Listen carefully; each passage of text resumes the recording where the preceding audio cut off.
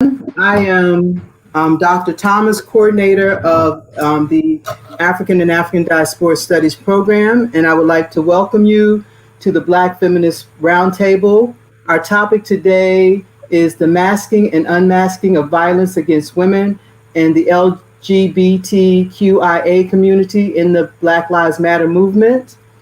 Our discussants are first Dr. Kyla Story, the Orgy Lord Chair in Race, Class, Gender, and Sexuality Studies at University of Louisville, and the co-host of the Strange Fruit podcast. Then we have Brianna Jones. She's a graduate of Kennesaw State University Department of English, the editor of the recently released book Mouths of Rain, an anthology of Black lesbian thought, which is a companion to Words of Fire. Brianna, soon to be Dr. Brianna Jones, will join the Department of English and Women, Gender, and Sexuality Studies at the University of Connecticut in the fall. We have Christopher Valentine. He's a senior in the African and African Diaspora Studies program. Daisha Huell, a first-year master's student in our American Studies program, and who received her Bachelor's of Art in African and African Diaspora Studies. Kira Ireland, also first-year student in the master's program, and a poet who received her Bachelor of Arts in English here at Kennesaw. Facilitating this discussion, we have this discussion, a roundtable of esteem and emerging scholars, activists, and artists is Dr. Beverly Guy Sheftall, the Anna Julia Cooper Professor of Women's Studies and English at Spelman College, and the editor of Words of Fire, among many books. And I refer to Dr. Guy Sheftall as our honorary faculty in AADS. She was here for our first AADS conference in 2009, and she continues to join us whenever we call. So, Beverly, I'm going to hand it over to you. Thank you. Okay, let me just say how delighted I am always when you all reach out to me at Spelman, and I do feel like an honorary faculty member with the program and at Kennesaw. And I especially am delighted when I can join the Black Feminist Roundtable. This particular topic, I think, maybe Griselda, an unusual topic for the forum. That is, I am really happy that we're talking about violence against women and LGBTQIA plus folk in the Black Lives Matter movement. And I think it is still the case that there are too many silences and erasures around queer issues within Black communities. And particularly, I would say, violence, gender-specific violence, and queer issues as it relates to intra-community matters, as in this case, Black Lives Matter. And sometimes you can get into big trouble when you talk about violence against women and LGBTQ issues within our communities. We're comfortable talking about police brutality, white supremacy, but sometimes we're not as comfortable talking about these issues. So I am delighted to join Kyla and Brianna in this roundtable discussion. And because our agenda is full, I'm going to step back right now from my facilitator role and have Kyla and Brianna begin this roundtable. Yes, I am really happy, Dr. Thomas, that you invited me to share space with two professors, Professor Story and Professor Guy Sheftall. Professor Story is actually a contributor in my recently published anthology, Mouths of Rain, an anthology of Black lesbian thought. And Dr. Guy Sheftall, you've not only sort of been a mentor, I think that you have actually created the conditions for Black queer folks to have particular opportunities. And my anthology is no different. And so I really want to begin with a discussion about four murders of four Black lesbian women who really kind of shaped the trajectory of my graduate study. I know that a lot of folks were familiar with the murders in Charlottesville that transpired, or the activism, the murder, as well as the sort of various engagements with white supremacy that transpired in the fall of 2017. What I think got sort of subsumed under that discourse or that particular conversation were the murders of these women. And so I began my anthology with drawing attention to these four names, which I'll read aloud. And I also want to, explain to folks actually what happened, because I do think that particular violences that are enacted upon Black women or Black lesbians in particular, as you mentioned, Dr. Gashefta, are oftentimes silenced, rendered invisible primarily because of the homophobia and the heterosexism that pervades Black communities. And so Kalata Crowell, Brandy Mells, Shanta Myers, Carice Lewis, Crystal Jackson, and Brittany Cosby are names that I really want us to remember. And I'll read briefly about what transpired. So Kalata Crowell was a 36-year-old behavioral health caseworker and the mother of one child who lived with her partner in Florida. 2 weeks ago, this is in 2017, in December of 2017, Crowell became the fourth Black lesbian whose brutal slaying made the headlines at the end of December 2017. So on December 28th, police in West Palm Beach responded to several 911 calls about a shooting that occurred on the 800 block of 3rd Street. Responding officers found Crowell dead inside of her home. Her 11-year-old daughter, Kyra Inglet, was found outside of the residence. Both the mother and daughter had been shot, according to the police. Kyra did not immediately succumb to her injuries. It was not until the following day that the police announced that she was dead. And so Denson's son, 26-year-old Marlon Joseph, was named the suspect in the killing. He reportedly moved in with the couple 10 months earlier after serving time behind bars for battery on a child. And so you have this particular woman who offered her home as a place of refuge to a person or to a Black man who had recently been released from prison. And as a result, both her and her daughter were killed.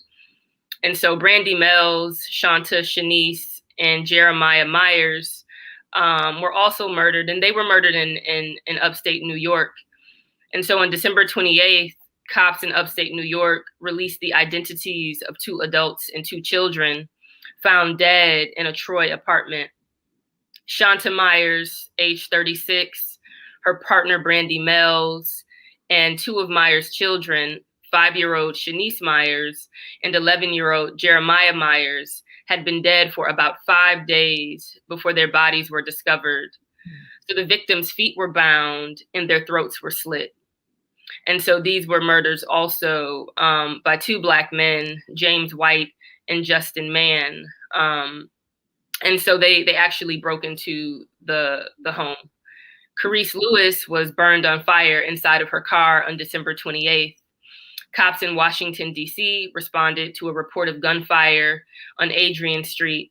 Upon arrival, they found a vehicle engulfed in flames. After the fire was extinguished, they found the body of 23-year-old Carice Lewis inside the trunk. Lewis had been shot multiple times, but was reportedly alive when the vehicle was set ablaze. Witnesses told police that they heard her screaming as she tried to escape the burning vehicle. And so I think that, it's really important to sort of take a moment to actually hear the description of the kinds of violences enacted, because as you all mentioned, there are so many silences around them. And so as I was constructing my anthology, I wanted to make it, incredibly clear about not only the ways that Black lesbians have contributed to a particular genealogy or a particular literary history, but also how many of times we have faced murder, we have faced extreme isolation.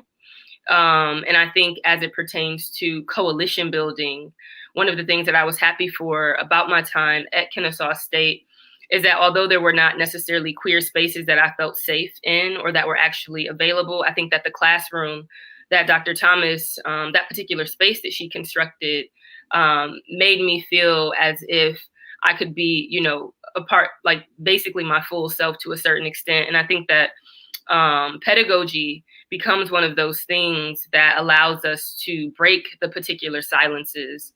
And so as I was constructing Mouths of Rain, I wanted to think of the ways in which writing can mobilize. Writing can also break the silences around particular Black queer issues. And so I think really briefly, I want to read from Audre Lorde's prose piece or her essay titled, I Am Your Sister, Black Women Organizing Across Sexualities, because I think as I think about the futurity of Black lesbian life, as I think about the futurity of Black queer life, Audre really spells it out for us. And I think maybe I have like 2 minutes, and so I'll read very quickly. And so at the beginning of this essay, Audre writes, it is not easy for me to speak here with you as a Black lesbian feminist, recognizing that some of the ways in which I identify myself make it difficult for you to hear me. But meeting across difference always requires a mutual stretching. And until you can hear me as a Black lesbian feminist, our strengths will not be truly available to each other as Black women. The terror of Black lesbians is buried in that deep inner place where we have been taught to fear all difference, to kill it or ignore it. Be assured, loving women is not a communicable disease. You don't catch it like the common cold. Yet the one accusation that seems to render even the most vocal straight Black women totally silent and ineffective is the suggestion that she might be a Black lesbian. And so I think that, you know, as it pertains to not just this conference wanting to break particular silences around LGBTQ violences, I really want to think about what are sort of some of the remedies. And so I think as we go into Q&A, I'd like to not only just discuss or highlight the brutality, but to also think about what role do we play in sort of providing pedagogical tools, what roles do we play in terms of joining in coalition to one another. And I think that Black lesbians really do have this long history of dealing with differences and not allowing differences to be these immobilizing facets of being. And so thank you. I know that I'm over time, but during Q&A, I'm willing to talk or share more. Kyla.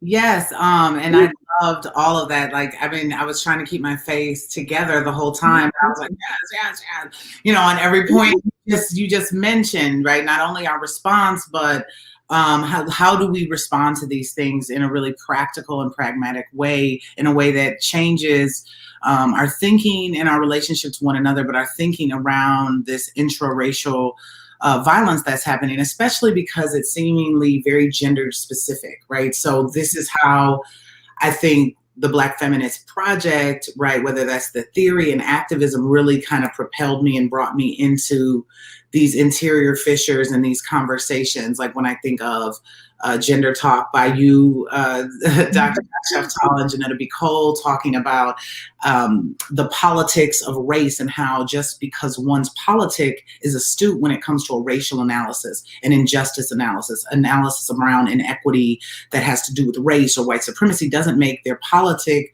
congruent to that same radicalism and liberatory praxis when it comes to gender and sexuality. So this has been an issue, I think, that Black feminists in particular, and definitely what Brianna said about Black lesbian feminists specifically, that they've tried to, over these generations, address it in nuanced ways.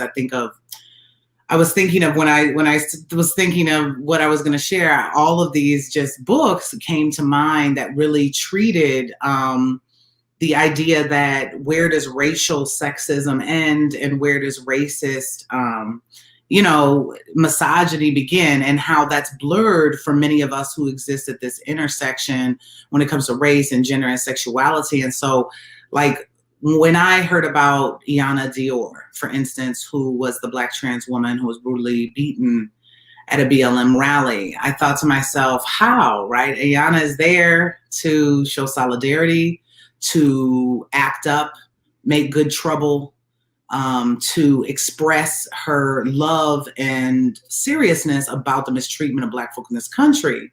And this is the response, this really targeted, gendered specific, brutal beating. And then it also made me think of Sakia Gunn, right? Back in 2003, the young Black lesbian who was very unapologetic and abashed in who she wasn't, and how this particular man in her neighborhood was so put out by that confidence, by that assuredness, that boldness, in a way that you understand that he wouldn't have been put out if maybe it was a young cis Black boy, right? They might have been like, all right, yeah, I see you, right?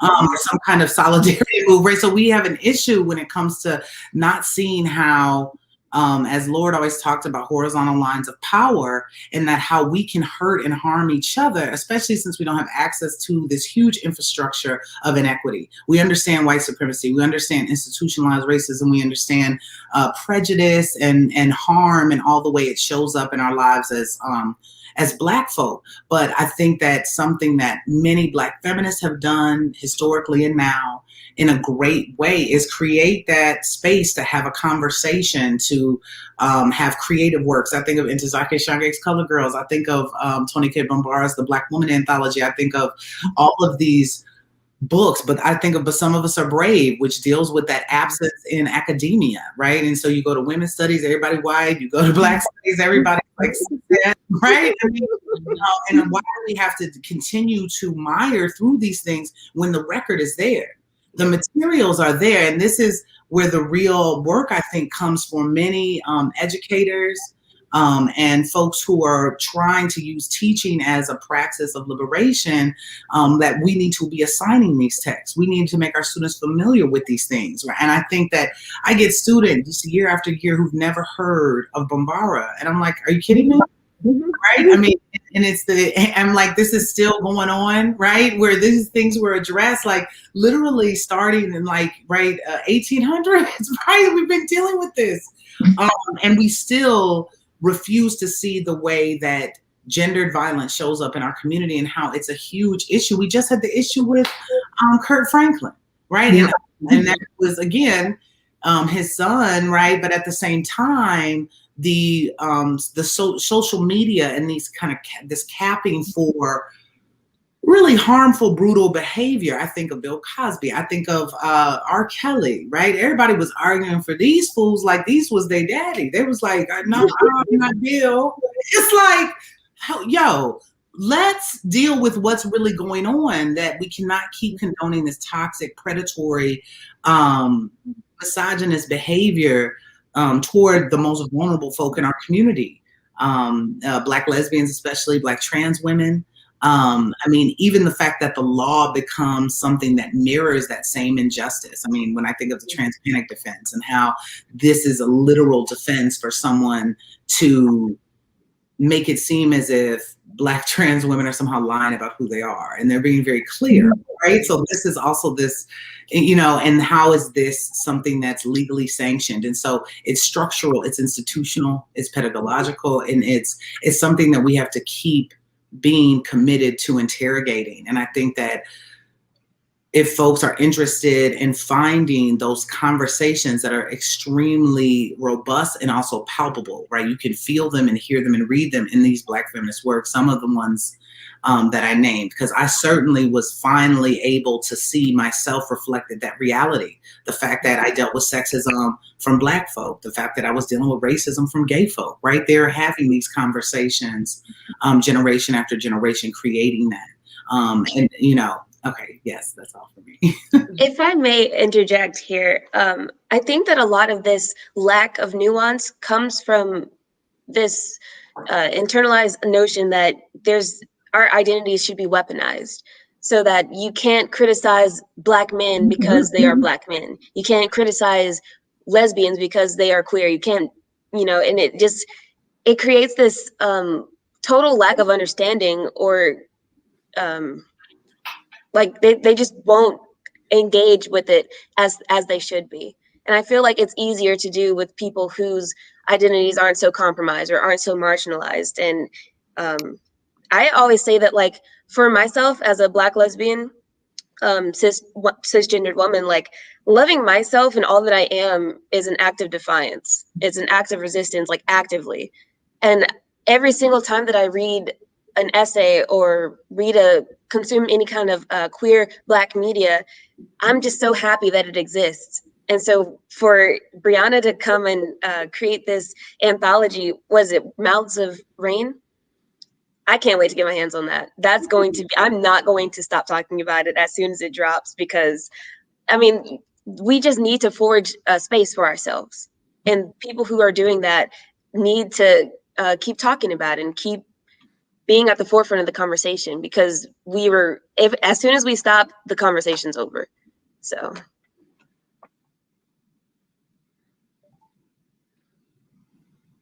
Does anybody else want to say anything? One of the things. I was just gonna comment. I'm sorry.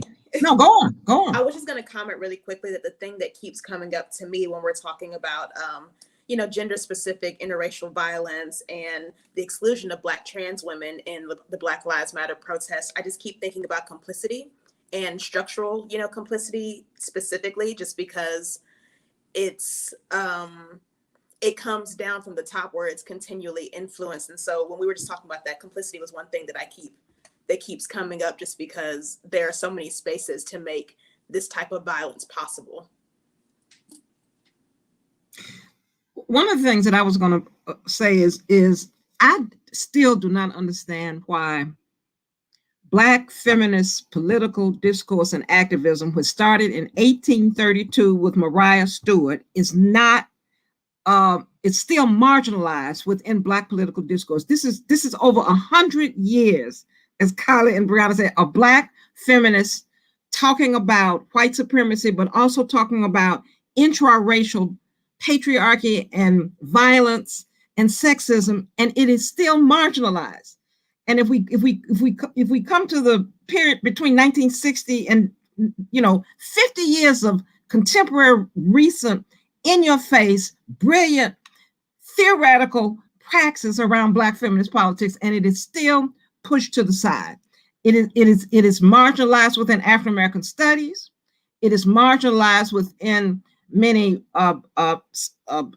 Black political mobilizations. There are some exceptions to that. I mean, BYP 100 is a queer Black feminist space, but it is still marginalized. And then the second thing I want to say, which I just thought about when we were talking, whenever we say the names of victims of violence, they are mostly Black males, and we starting with Emmett Till, and we could just march through Rodney King, but none of those names are victims of intraracial violence. They are all people who have been supposedly killed by white supremacy.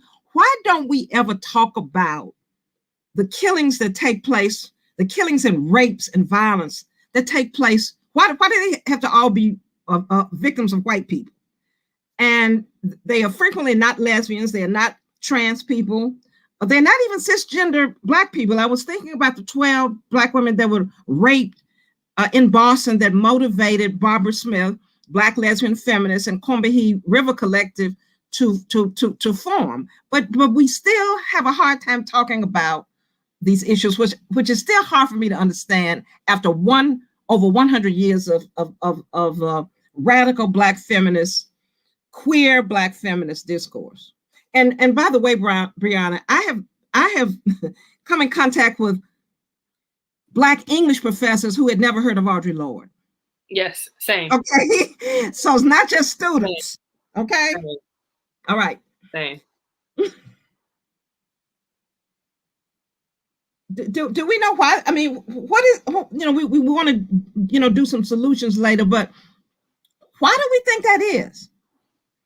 It feels to me like so much of the conversation is dominated by Black men when it comes to racial equality. Like, Yep.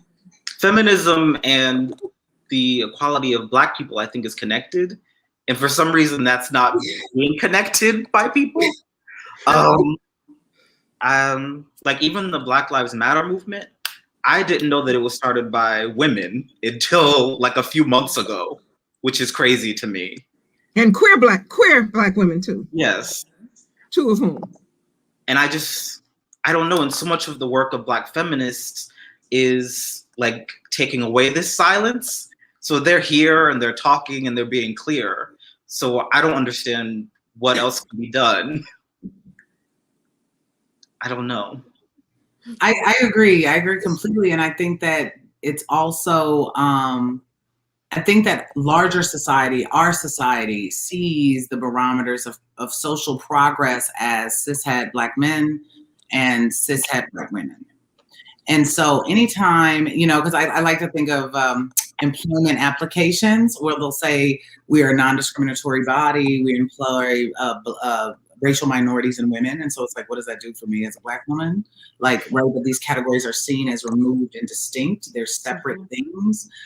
So being a gendered minority is different than a racial one. So what happens to those folks who are racial, right, who are seen as a racialized minority as also a gendered one, right? Also in terms of sexuality. And I think that this is the thing that's the most difficult to do. And so I think that we're all socialized in this country that continues to reiterate that when we're looking at examples of community empowerment or upliftment, we're going to look at what's going on with Black boys and men. We're going to look at what's going on with young white girls in schools, right? But we're never going to really center or focus, you know, outside of folks who are really determined and intentional. And I really think that folks are literally just not and refusing to engage with this work. They have to be. 100%. And I think now that they have to be just completely disengaged. And as you mentioned, you know, this idea of English professors not being, you know, heard of Audre Lorde before. I mean, that's to me unfathomable, right? Because if I were to say, I ain't never heard of Habermas. I don't know no Derry. I don't know what you're talking about. Right. Well, they would look at me like I was a fool, right? Yes. The academic would be like, what? Derry? Like, you know, right? But they can just not know, walking around calling themselves intellectuals just like me, but walking around just not knowing and being very fine, like, I don't know her. Mm-hmm. It's like, what? And you're like, you literally are working as someone who's a thinker and someone who helps others facilitate their thinking. And you're right. So this dismissive attitude of gendered folk and racialized folks is something that just continues to be socialized within so many folks. This is a really, to me, a blatant disregard. And I think a part of my frustration is when folks only acknowledge Audre, not recognizing that there was an entire body of people publishing in the 70s and 80s who she wrote with, like Pat Parker, you know what I'm saying? Or like Cheryl Clark, or even like Barbara Smith and her sister Beverly Smith. But I do think that as it pertains to Black women being producers of knowledge, there's a very antagonistic behavior or very antagonistic perspective about Black women even being capable of forming either a political identity or even writing in particular. And I think that's even the case with publishing right now. There's a particular precarity to Black women producing things and it being taken up as serious. And I think that in the realm of the humanities, Black feminism is not taken seriously. And it's also not taken seriously until we have something like a Trump presidency, where all of the job calls right now are bringing attention to Black feminism or wanting to, you know, engage in a very ephemeral way. But I really do think that, you know, with these anthologies, the only thing that we can do is teach a new way, or to kind of think about the different rhetorical moves we can make, the different, you know, syllabi we can construct. But I don't think that the information is not out there. So at this point, it feels like disrespect. You know, it feels like intentional disrespect. And so yeah, that's really my perspective. The thing about that though is that when it's such a niche, when it's branded as such a niche specific thing, it kind of it becomes a subgenre of other stuff. And so Black feminism's really, in the grand scheme of things, like doesn't have a place in all this stuff because, well, we can't house that because we have to talk about all these Black men who are inventors and scholars and thinkers. Oh, and I guess we could talk about Black women, but not queer Black women. We gotta talk about the straight Black women before we can get there. And then it's just like, when you get all the way down to the bottom of it, the bottom, like that's where all the gold is, because it kind of like sediments at the bottom. It just keeps floating down and it just collects. And then when you finally get there, you have to sift through all the other stuff in order to find it and in order to lift it up. And that's insane to me. I think that's really such a counterproductive method of approaching scholarship, because why would I have to find something in order to in order to engage it? Like, I think that it should be presented to me instead of me having to seek it out, which is never the case. I was just telling Dr. T earlier that my first class in AADS was in my senior year of my undergrad, and I had never experienced anything like that. And then I got it too late, and so that's kind of why I'm in the Masters of American Studies program now. Is because I'm having to seek it myself because it was never offered to me. Mm-hmm. And I think that there's a lot of people who don't know that it's out there, or don't know that there's a field for this, that there's a lot of thinkers and scholars and contributors to such a thing. Like I didn't know until literally 2 years ago. I also think that Black feminism is actively not engaged with because it lends to that certain taboo of, the skeletons in the closet per se, because Black feminism brings up a lot of issues, like we say, about interracial violence, about sexual exploitation, rape, all these kind of things that when we're talking about what the Black community wants to represent, these are things that we see as, not we, but that can be seen or are categorized as deterrents from the overall Black struggle. So these things can be silenced in certain type of ways. And I think that because that trickle-down effect has happened, that's part of the reason why Black feminism is pushed aside, disrespected, as you say, and not engaged with the way that it should be. Mm-hmm. Even within, let's just say, even if you're doing traditional African-American studies or African-American literature, you can do, how can you talk about James Baldwin and Alain Locke? I didn't know he was Hughes or the Harlem Renaissance. You can't. How do you do that without talking about queer studies? I mean, but it's quite possible. I mean, you can study James Baldwin in particular spaces, and nobody mentions that he's gay. In high school, that was my experience. I studied him in high school, and then I found out in college. I was like, wait, he's gay? They never mentioned this in everything I learned about him in high school. Even in traditional, and how you can talk about the Harlem Renaissance and not talk about Black queer is beyond me. But it happens, So that has to be a deliberate. That has to be deliberate. I mean, it can't be haphazard or just not knowing. It's epistemic violence in a way. But I think as it pertains to like compulsory heterosexuality, it is unconceivable that love between bodies that might be gendered in particular ways is possible. Because I think there's automatically this notion of bringing the discourse to the language or to the level of sexual engagement. And so I think oftentimes, I recently watched a talk, it was over the summer, between two esteemed professors discussing Baldwin. And there was not a mention ever during the conversation that Baldwin was queer. And that the actual experience, his queer experiences had everything to do with the way that he published. It had everything to do with why he left America and became sort of this expatriate writer. But I think that one of the useful things of Black feminism or even of Black lesbian thought is that we do get the languages and the practices necessary to have conversations about sexuality. And so if they wanted to bridge those differences, they could engage these texts, which will place them at more ease to actually reckon with the fact that Baldwin was queer, or that Countee Cullen was queer, or that Angelina Well Grimke is this sort of first lesbian writer. And so, yeah, I think, I don't know, I guess we just have to keep having these particular conversations. But I think when it pertains to professors, there's a particular kind of willful ignorance that is championed in some regard, that renders these particular histories invisible.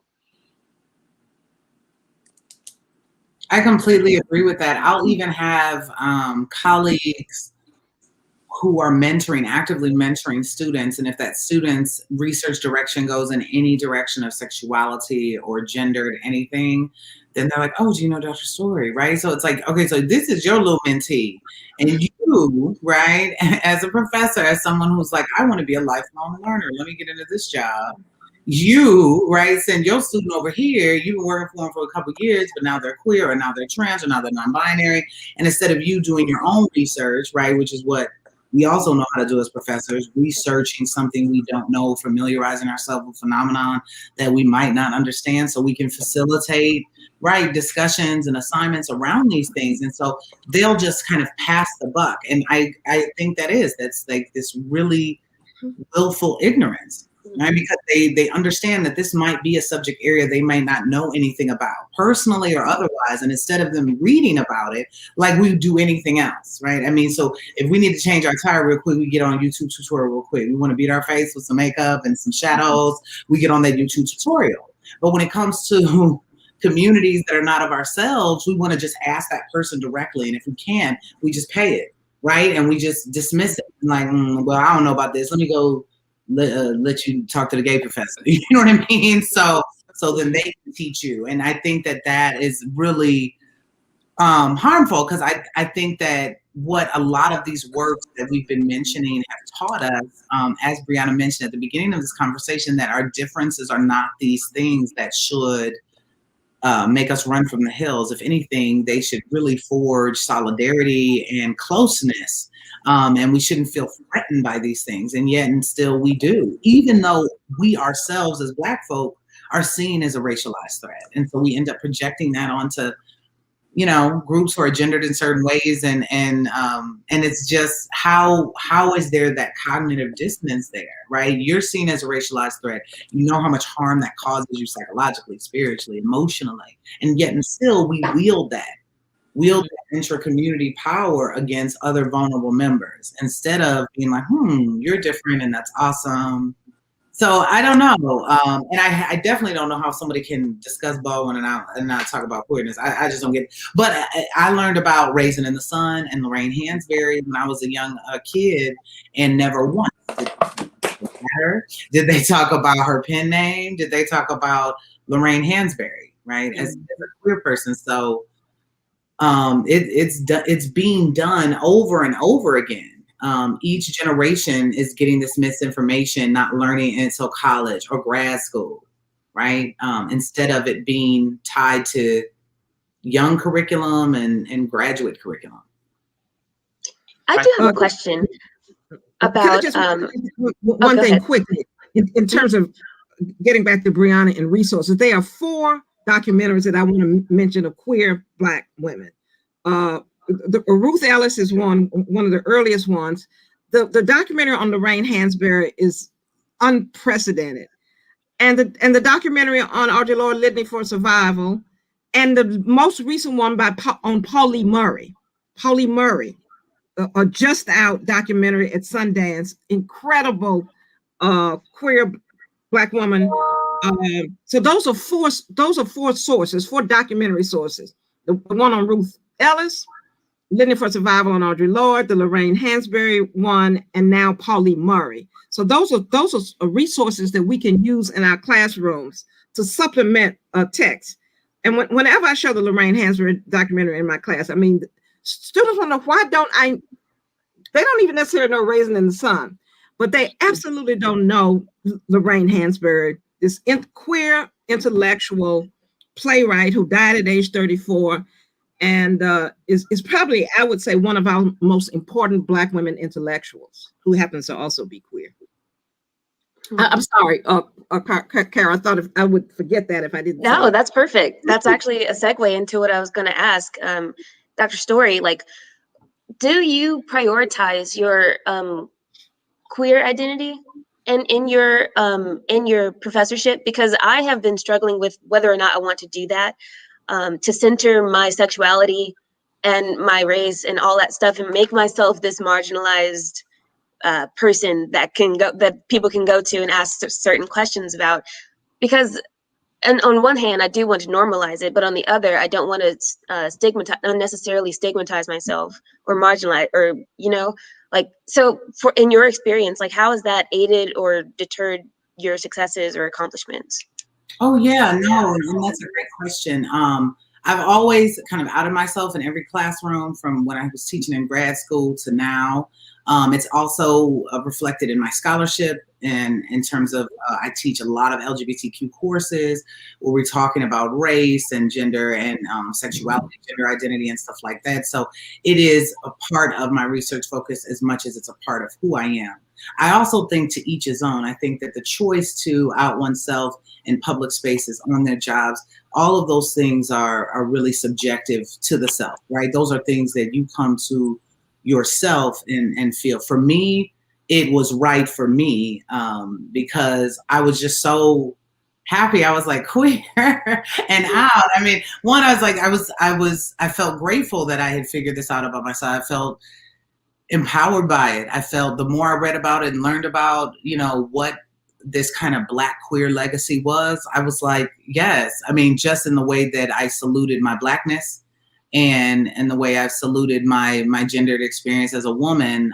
So all those things were together. And the work that I was reading and studying and the work that really got me into being an intellectual and thinking about these things was work that was Black feminist, Black queer feminist, Black lesbian feminist. So it was everywhere. But I think that in terms of, I don't think that it has hindered me in any way, or in the sense that I haven't dealt with a lot of targeted rhetorical violence. There was an incident last semester in my intro to LGBTQ class where there was this anti-gay pamphlet like left in the classroom with my students. So I had the student code of conduct changed along with a number of other professors to disallow that kind of hate mongering, materials being passed in classroom. But again, I had been at that point at U of L for 13 years. I had been teaching that class since 2007. I never had to experience any kind of pushback from that, from faculty, from students. No, I mean, for me, I craved as a young Black lesbian who was this budding feminist who was reading these works by intellectual giants. I'm like, I can't wait to grow up and teach just like them and write just like them. And you just described me. yeah, so for me, I'm like, so I think that as this young Black lesbian person, I really wanted to see myself in the class. I had so many great mentors, so many great educators. Not a lot of them were queer though. And I don't know, maybe some of them were. We don't know, right? Mm-hmm. That's also the point. Degrees of outness can certainly vary, and right, anybody can be out in any way they seek and they need to be. So I think it's up to you to, and that can also change whatever you decide, even a year from now. That can also become different a couple years from now, right? But it's worked for me. I mean, it's worked for me, and a lot of my young Black queer students are excited that they have a professor that's gay and that's out, and they're hype about it, right? Because always I'm their first Black professor, I'm their first woman professor, I'm their first gay professor, right? So they feel like, yes, yes, like, yes. Yeah, that's really lovely. Thank you for saying that. That was a great question. That's what's been really exciting for me about Black feminism is like discovering the centrality of Black queerness. Because like I'm gay and I love to read, and I spent so much of my life trying to like find stories that mirrored mine, and then thinking that my experience was like novel, it wasn't normal, and that I couldn't be somebody who wrote and did research from my perspective. And Dr. Thomas has helped a lot. Like the first book I read in her class was How We Get Free, about the coming human collective. And it just, I don't understand how I hadn't already known about them or how I didn't know who Audre Lorde was. So yeah. Mm-hmm. Shout out to Dr. Thomas. Yes. as an ally, I think that she's one of the only, really for a long time, has been one of the only visible allies who have made engagement with Black queer literature or Black queer experiences legible at Kennesaw State University. So just wanted to shout Dr. Thomas out for constantly shifting her syllabi and really shifting what she even knows. Because I think my first engagement was Angela Davis's book where she talked about the blues woman. I forgot the title of the book. It's slipping. Blues Legacies. What? I think it's Blues Legacies. Okay, yeah, and that was in 2010. So shout out to Dr. Thomas. While we're giving her flowers, I just want to say that she is one of the only professors I can remember who have created a space for me to talk about my experiences personally. Like, she has paused class conversations and asked me about how this is for my lesbian perspective. And it didn't feel like a targeted kind of situation. It didn't feel like she was making me try to feel special. Like, it genuinely felt like she was just having a conversation, but she was also giving me a space to talk about it. Mm-hmm. And that was just something that made her stand out against everybody else. And it was something that was so sincere and just genuine. I feel like her name needs to be on my diploma when I graduate. Yes. I had a comment about Black feminism as it pertains to identity politics. I feel like Black feminism really introduced and informed my perspective on identity politics, because I think that as a student, as a learner, you can't properly position and contextualize these people accurately that we're studying with dignity and integrity, which is something that I'm learning about, Black work and how we want to portray our people without including their identity politics. So when we're talking about a James Baldwin or, not knowing who an Audre Lorde is or a Polly Murray and not understanding their identity, it leaves space to not truly be able to understand their perspective and also contextualize them in their time period and truly just understand their essence and importance as a whole. So Black feminism and identity politics together help shape my perspective around a lot of what I've learned. And there's been a huge critique of identity politics. Yes. And even Black feminism. Right. Which is, very, very a huge critique of critical race theory, even a critique of Kimberly Wallace Sanders' work. Kimberly Crenshaw's work. Particularly around identity politics. Right. Which is, even though the Combahee River Collective Statement says it very plainly and clearly what identity politics are. A lot of folks try to derail or really even weaken the very cogent argument with the notion of essentialism. So these are people who believe that they have, mere or soul importance and that they are unable to be in community with other folks. But that's what I think we all have been talking about, is a particular kind of epistemic oppression, where you have rendered something that is very clear unintelligible because you don't really want to fully engage it. And so I always think it's best to tell folks to go back to the primary reading, to really think about 1977, and to really even think about Crenshaw, her 1989 article, Demarginalizing Race and Gender, where there's a citational practice that she's employing, where she's stating that, I am not coining this particular word out of thin air, that I'm actually coming from a particular genealogy. Anna Julia Cooper, right? Deborah King, are folks who she has, the Combahee River Collective, are folks who sort of inspired her understanding of this particular phrase. But again, I think a way to sort of decentralize or to render it less powerful is to act as if there is no history, to act as if there's not a particular genealogy. And it's messed up. I can't curse on this live thing, but it's messed up, to say, for lack of a better word. If I can interject really quickly, there was a great question that asked, how can Black, queer, and trans women be authentic with others without being exploited by others, especially white people? So would you guys like to speak to that?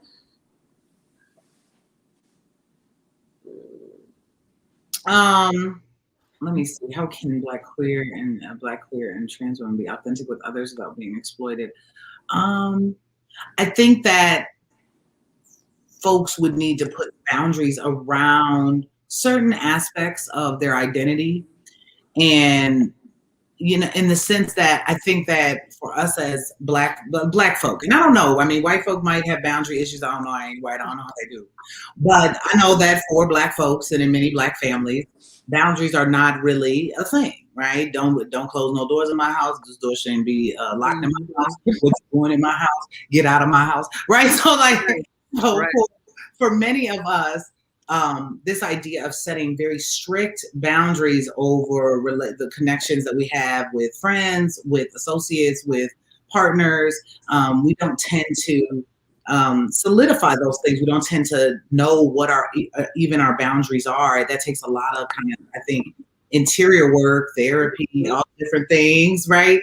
That some have access to, others don't. And so I just think that being one's authentic self is so freeing, it's so empowering, but yes, it can be very dangerous. And so I think that it's up to the individual to be able to utilize their own discernment in what boundaries should be erected and set up depending on particular relationships that they have, right? So proceed with these relationships with caution and awareness, as opposed to, I mean, and not suspicion and like that, but just with a critical awareness, right? The question is coming out of that critical awareness that white people, for instance, have a propensity for creating solidarity in relationships and then exploiting those, right, through racist microaggressions, right? So how do you keep yourself from, you want to express yourself how you want, but you don't want to be seen as a racialized stereotype. You don't want to be seen as a gender stereotype or a trans stereotype even. And I think it has to do with that individual setting up their own boundaries. I mean, none of us will be, unfortunately, free from any kind of subjective harm we might, might face due to the fact that we're being our authentic selves. But just think of it in terms of boundary setting. When you're making new relationships and meeting new people, just set up those boundaries on, because I think being different with different people in different spaces isn't inauthenticity either. And I think that people misunderstand that sometimes, that who they are with their grandmother isn't like who they are with their homegirls. But that's not somehow being inauthentic in those spaces. Do you see what I mean? So just, okay. There was someone who said, does boundaries mean silence? I don't think so. I think that boundaries just means assessing what you will and won't put up with from certain groups of people. Because especially as a Black, queer, trans woman, that's a lot of person for most people. And they're going to let you know that. They're going to make you feel different or othered because they're not used to having something so nuanced, being around someone so nuanced. So Sammy, to answer the question, like Dr. Story said it perfectly, but the point about boundaries being silence, I don't think you should ever silence yourself for the sake of somebody else's comfort. I think that you need to always be authentic, but also know when and when not to engage something, when it's worth your time and when it's not, if that makes sense. Let me say something that I don't usually say, but around identity politics. It is very difficult within the Black community to speak about who you really are. I mean, even as an ally straight person, okay? You can't say I'm opposed to monogamy. You can't say I'm opposed to the institution of marriage. You can't say I'm not a Christian. You can't say I'm an atheist. I mean, there's a range of things that is very difficult to name in addition to queerness. And so I just want to say that the policing of the complexity of our identities I mean, I've people have just said to me, Beverly, don't say you don't go to church. Don't say you're Buddhist. Don't say you I mean, just a whole range of things that I've had several abortions. You know, the policing around the complexity of our lives continues. I mean, I'm just think about the people that we know who are in the closet. Everybody knows things, and for some reason, people still stay in the closets. They don't come out. So that's something that I would also like to talk about sometimes. We make it very difficult for Black people to name our realities, and it's in addition to being queer, we can't even name other things that are outside the boundaries of what we think especially if you are a professional professor, a leader, or whatever. There's just certain things that you're not permitted to say, which makes it very difficult around identity politics. I mean, I at this point, don't care, and I'm very open in my classroom, very open in my classroom. But I've had conversations. Many Black professors say they don't disclose anything about themselves in their classroom. I think this is a good place to segue into the last portion of this particular session. I would like to say thank you, everyone, for your kind comments. I am truly humbled. And I will say, like, this part of my journey really started around 2001 when I was assigned to teach the Black woman at Temple as a graduate student.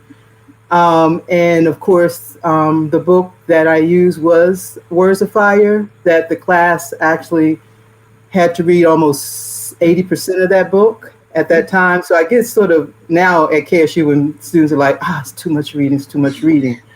It was also the year that I met Kyla. What I didn't say is Kyla and I were at Temple together, and she walked in the door as she is now, and she was just such a confident woman, young woman, and so comfortable in her skin, along with being funny as hell.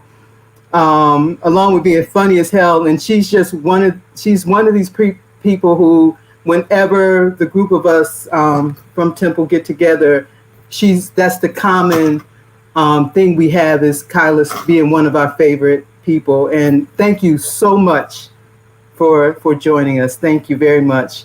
And this moment, as when I go from Brianna being my mentee to my colleague, this is a special moment, and to watch Christopher and Daisha and Kara, grow in the space. So this is special. And now I'm going to have another special moment. At this time, during this time, there are several awards that we often give out to acknowledge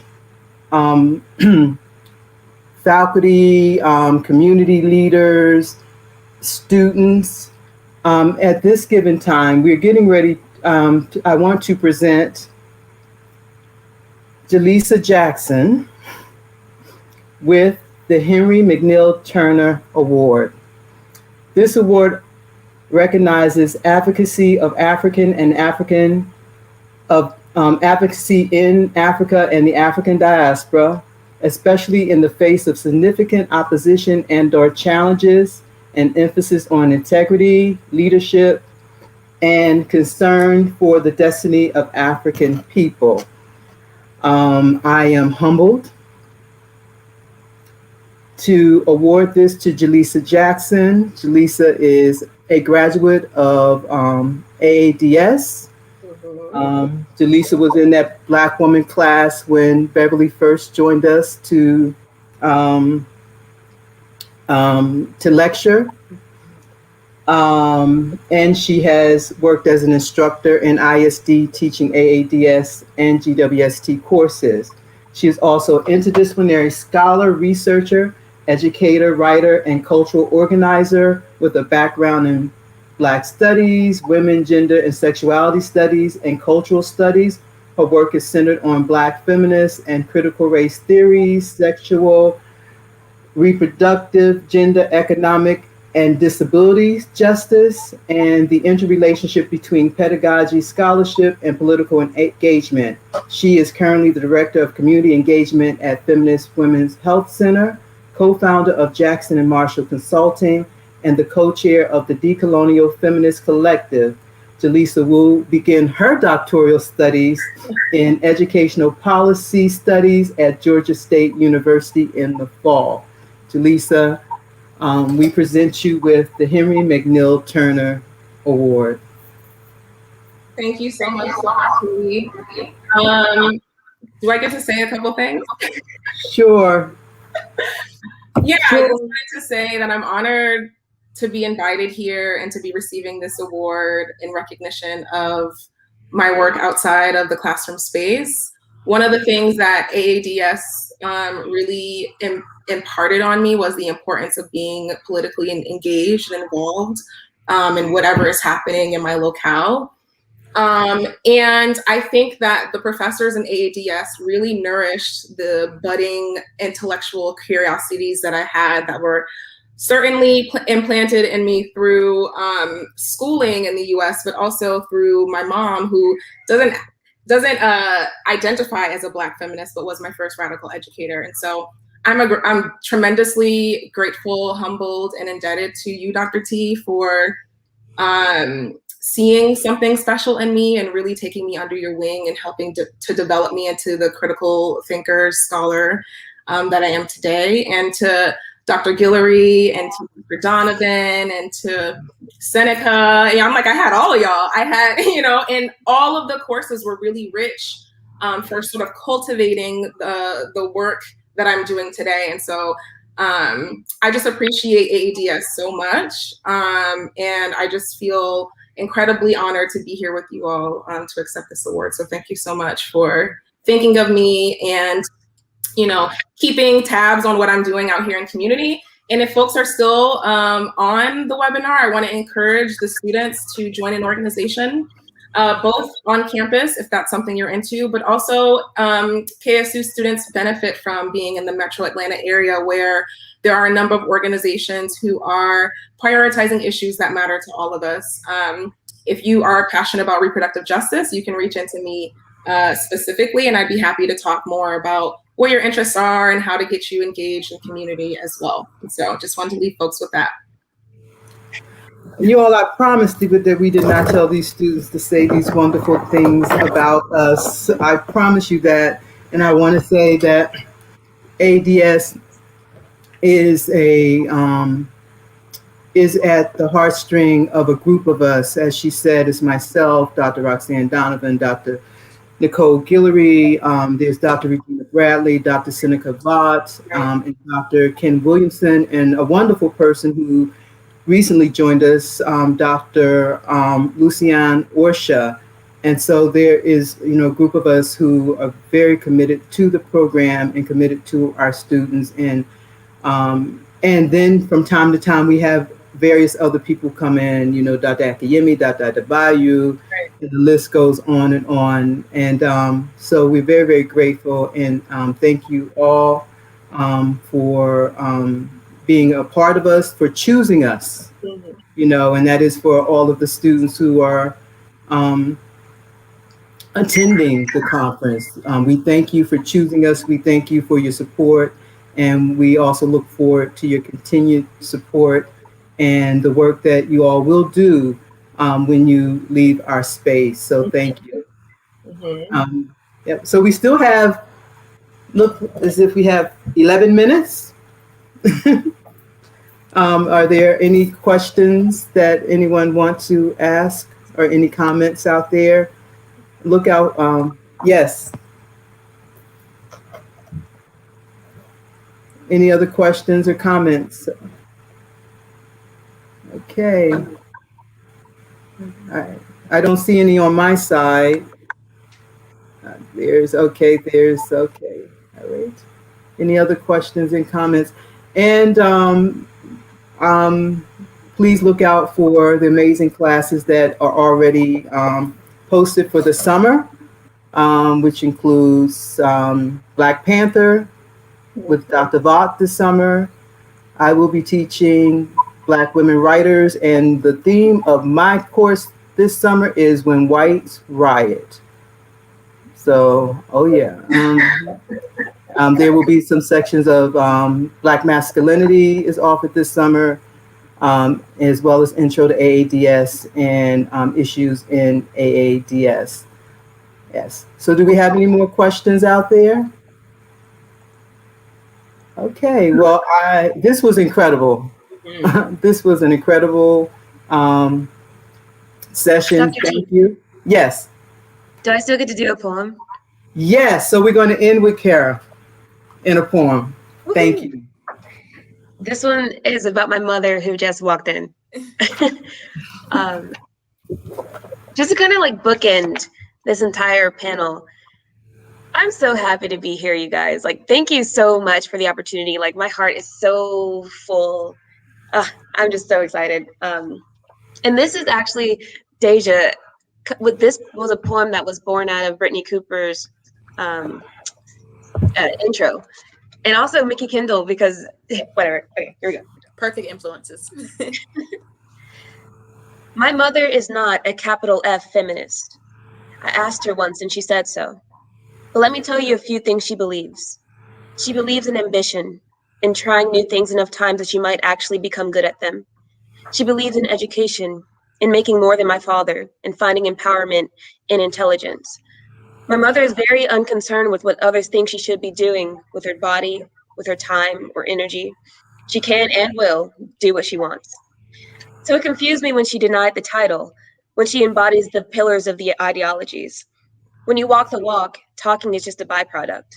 Leftists are so preoccupied with their superfluous labels, their social hierarchy of morals and opinions, that they lose sight of what the words mean.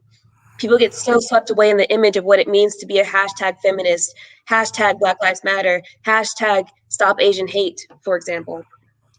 Being an ally or in solidarity requires more than just saying so. At the core of every movement is a simple message. We want to be safe. We want to be valued. We want to be validated. Performative alliances are a double-edged sword. You wound the group you advocate for by muddying messages, and you convince others that they misalign because they are not going as hard on social media. When all you're really doing is crowding the hashtags, pressing retweet, posting an image, and calling yourself an activist. The only people who have imposter syndromes are the ones who aren't faking it. My mother is not a capital F feminist, but she is. Leading by example is the sincerest form of truth. Thank you, everybody. Thank you. Thank you.